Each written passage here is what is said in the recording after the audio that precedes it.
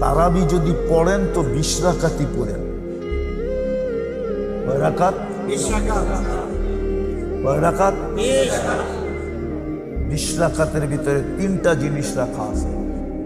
তারাবিও রাখা আছে, কিয়ামুল লাইলও রাখা আছে, তাহাজ্জুদও রাখা আছে। যদি এই 3টা রাখা না থাকতো তাইলে তারাবিতে বেতেন নামাজ বা জামাতে কোনোদিন বৈধ হইতো না। কেননা হাদিসে আছে ইজআলু সালাতাকুম বিতরা, ইজআলু আখিরা সালাতিকুম বিতরা। বুখারী শরীফে আল্লাহ রসুল বলছে তোমাদের রাত্রের শেষ নামাজ বেতেরকে বানাও।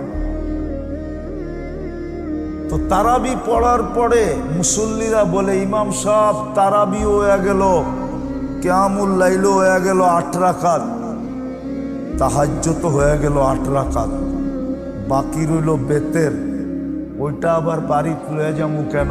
আপনিই পড়ায়া দেন। এই জন্য বেতের পড়ানো বৈধ হয়।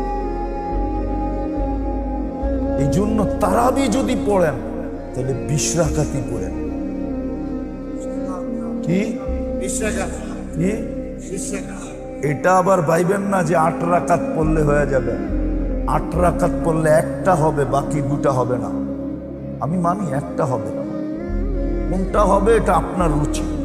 তাহাজ্জুদ হইতে পারে, কিয়ামুল লাইল হইতে পারে, কিন্তু 3টা হবে না। কিন্তু 20 রাকাত পড়লে 1 তীর 3 শিকার।